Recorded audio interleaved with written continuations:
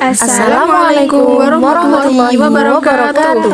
Kenalkan, kami dari Institut Agama Islam Negeri Kediri Akan mempresentasikan tugas mata kuliah manajemen perkantoran dengan tema Lingkungan Manajemen Kantor Lembaga Pendidikan Sekolah.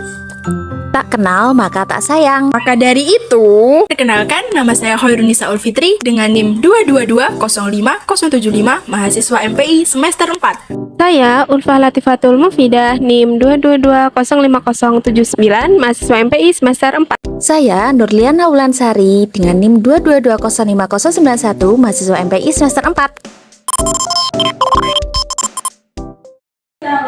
Untuk materi yang pertama, saya akan menjelaskan mengenai lingkungan fisik kantor lembaga pendidikan sekolah.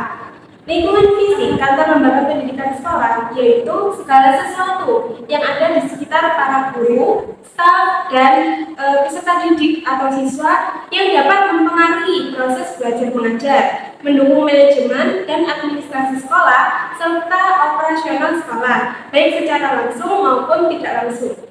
Baik, komponen lingkungan fisik kantor lembaga pendidikan sekolah diantaranya yaitu yang pertama ada kantor kepala sekolah, yaitu ruang kerja kepala sekolah untuk melakukan tugas kepemimpinan dan manajemen sekolah. Biasanya dilengkapi dengan meja kerja, kursi, lemari arsip, komputer dan alat tulis dan lainnya. Yang kedua ada ruang staf administratif, yaitu tempat staf administrasi mengelola dokumen, data siswa, dan kebutuhan administrasi lainnya. Perangkatnya diantaranya seperti adanya komputer, printer, mesin fotokopi, dan telepon. Yang ketiga ada ruang guru, yaitu area untuk guru merencanakan pembelajaran, menyusun bahan ajar, dan mengerjakan tugas-tugas administratif. Biasanya terdapat meja kerja individual atau kelompok, lemari penyimpanan, dan fasilitas teknologi. Yang keempat ada ruang kelas. Untuk ukuran, ruang kelas harus cukup besar untuk menampung semua siswa dengan nyaman. Untuk peralatan, ruang kelas harus dilengkapi dengan peralatan yang memadai untuk proses belajar mengajar, seperti adanya papan tulis, meja, kursi, lemari, dan sebagainya. Untuk tata letak ruang kelas harus ergonomis dan fungsional, sehingga memudahkan guru dan siswa untuk bergerak dan belajar dengan nyaman. Yang kelima ada ruang rapat dan konferensi, digunakan untuk pertemuan internal, rapat dengan orang tua, dan pelatihan staf. Biasanya dilengkapi dengan meja konferensi, kursi, proyektor, papan tulis, dan perangkat presentasi lainnya. Yang kelima adanya resepsi dan layanan informasi, yaitu area penerimaan tamu, orang tua, dan pengunjung sekolah, seperti adanya PTSD. Dilengkapi dengan meja resepsionis, kursi tunggu, dan bahan informasi seperti brosur dan papan pengumuman.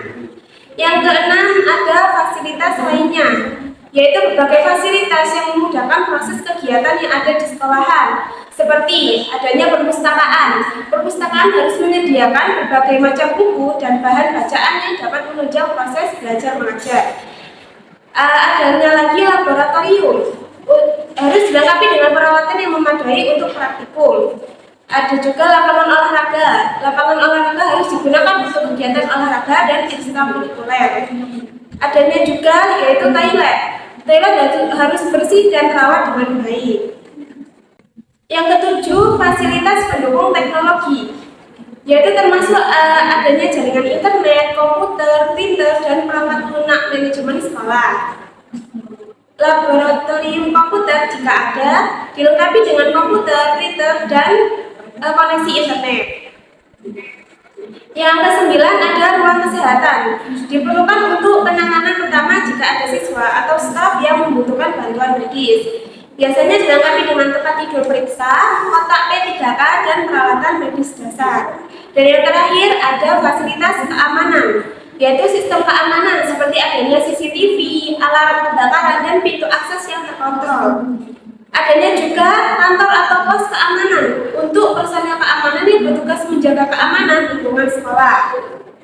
Berikutnya yaitu mendukung lingkungan fisik kantor. Yang pertama ada kebersihan dan perawatan. Kebersihan lingkungan kerja sangatlah penting karena lingkungan yang bersih akan mempengaruhi kenyamanan, semangat, dan juga gairah kerja karyawan dalam melaksanakan tugas-tugasnya. Sedangkan fungsi dari perawatan dan pemeliharaan fasilitas yang teratur yaitu untuk memastikan semua perawatan berfungsi dengan baik. Yang kedua ada temperatur atau suhu. Suhu yang teratur dan cukup akan menyebabkan kesegaran fisik guru dan juga peserta didik. Sebaliknya, suhu yang kurang akan menimbulkan rasa pengap sehingga menimbulkan rasa kelelahan, baik kelelahan bagi diri, guru maupun peserta didiknya. Yang ketiga ada penerangan. Penerangan itu tidak hanya terbatas pada penerangan listrik, tetapi termasuk penerangan alami atau dari matahari atau dari cahaya matahari. Jika ruang fasilitas sekolah terlalu redup, akan membuat mata menjadi sakit. Sedangkan jika terlalu banyak masukan sinar matahari, akan membuat mata silau. Dan hal itu juga akan mengganggu kenyamanan pelaksanaan proses belajar mengajar. Dan yang terakhir ada kebisingan. Kebisingan di lingkungan kerja akan mengganggu konsentrasi. Jika konsentrasi terganggu, maka dalam melaksanakan tugasnya pun akan mengalami gangguan dan tidak bisa bekerja atau melaksanakan tugasnya dengan baik. Materi selanjutnya akan dijelaskan oleh teman saya. Baik, di sini saya akan menjelaskan tentang lingkungan sosial kantor yang ada di lembaga sekolah. Lingkungan sosial kantor di sekolah memiliki beberapa kesamaan dengan lingkungan sosial kantor di tempat kerja lainnya. Namun, ada juga karakteristik khusus yang berhubungan dengan konteks pendidikan. Adapun elemen-elemen penting dari lingkungan sosial kantor di sekolah beserta contohnya sebagai berikut. Yang pertama, yakni komunikasi efektif. Dalam komunikasi efektif meliputi dua hal. Yang pertama terbuka dan jelas, yang kedua saluran komunikasi. Terbuka dan jelas di sini maksudnya komunikasi antara guru, staf administrasi, manajemen sekolah harus terbuka dan jelas. Contohnya yakni diadakannya rapat mingguan antara kepala sekolah dan guru untuk membahas perkembangan sekolah dan permasalahan yang muncul. Yang kedua yakni saluran komunikasi. Saluran komunikasi sendiri yakni penggunaan platform komunikasi seperti email, grup WhatsApp, atau aplikasi manajemen sekolah untuk menyampaikan informasi-informasi penting. Elemen yang kedua yakni kerjasama tim. Pada kerjasama tim terdapat dua elemen, yakni kolaborasi dan pembagian tugas yang adil. Kolaborasi sendiri di sini yang dimaksud yakni guru dan staf bekerja sama dalam merencanakan kegiatan sekolah seperti acara sekolah, festival budaya, dan lomba antar kelas. Pembagian tugas yang adil sendiri yakni pembagian tugas pengawasan selama jam istirahat, piket harian, dan kegiatan ekstrakurikuler lainnya. Yang ketiga yakni budaya kerja positif. Dalam budaya kerja positif terdapat dua, yakni nilai dan etika, dan yang kedua pengakuan dan penghargaan. Nilai dan etika di sini maksudnya yakni mempromosikan nilai-nilai integritas, tanggung jawab, dan kerjasama di antara guru dan staf. Contohnya yakni penerapan kode etik guru yang mengatur perilaku profesional dan interaksi dengan siswa. Yang kedua kan pengakuan dan penghargaan. Maksudnya pengakuan dan penghargaan di sini yakni mengakui dan menghargai prestasi guru dan staf, seperti memberikan penghargaan yakni kepada guru teladan atau karyawan berprestasi. Biasanya hal-hal tersebut itu terdapat di Kemenak bagian sensi pendidikan madrasah untuk memberikan reward seperti itu. Elemen yang keempat yakni keseimbangan kerja dan hidup. Keseimbangan kerja yang hidup terdapat dua juga, yakni fleksibilitas kerja dan program kesejahteraan. Fleksibilitas kerja yang dimaksud yakni memberikan kebijakan yang fleksibilitas dalam jam kerja untuk menangani urusan pribadi atau kesehatan. Contohnya yakni mengizinkan guru untuk mengambil cuti sakit atau cuti melahirkan tanpa penalti atau mengatur waktu mengajar yang lebih fleksibel. Yang kedua, program kesejahteraan. Program kesejahteraan di sini maksudnya yakni menyediakan program kesejahteraan dan dukungan kesehatan mental terhadap guru dan staf seperti bimbingan konseling seperti itu. Elemen yang kelima yakni keberagaman dan inklusi. Di sini meliputi menghargai perbedaan dan kesempatan yang setara. Menghargai perbedaan yang dimaksud yakni menciptakan lingkungan yang menghargai keberagaman baik dari segi latar budaya, agama maupun kebutuhan khusus. Contohnya yakni memastikan bahwa program dan kegiatan sekolah inklusif bagi semua siswa, guru, dan staf, atau bisa disebut warga sekolah. Yang kedua yakni kesempatan yang setara.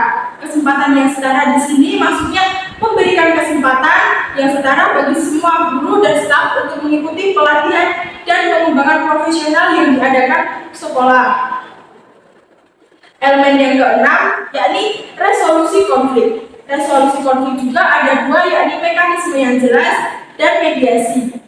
Mekanisme yang jelas sendiri, yang dimaksud mekanisme yang jelas adalah memiliki mekanisme yang jelas untuk menyelesaikan konflik antara guru dan manajemen sekolah lainnya. Contohnya pembentukan tim mediasi atau komite disiplin untuk menangani perselisihan.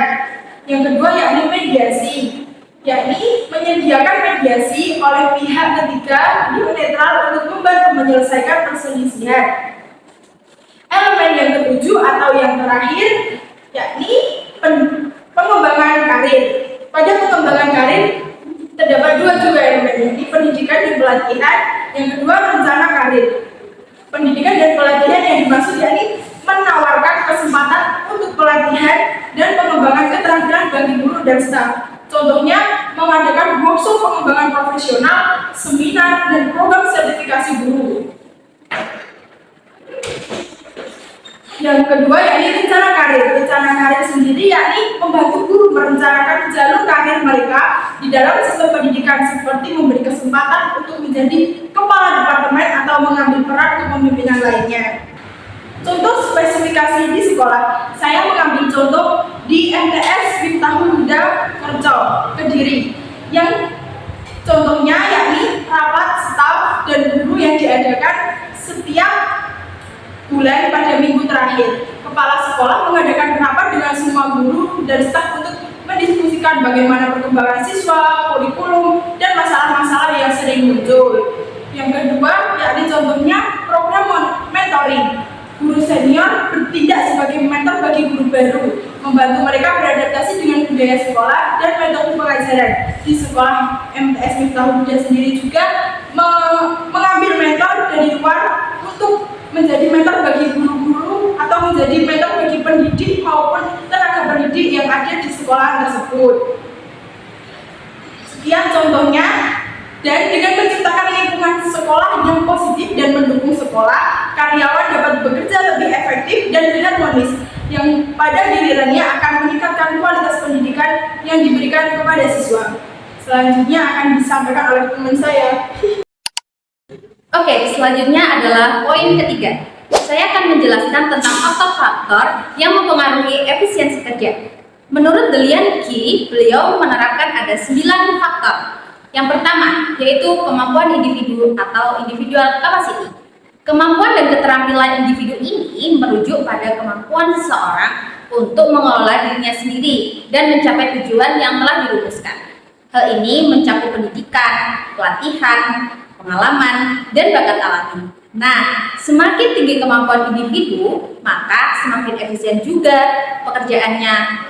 Kemampuan ini terdiri dari beberapa aspek. Yang pertama, yaitu pendorongan diri. Yang kedua, yaitu penyusunan diri.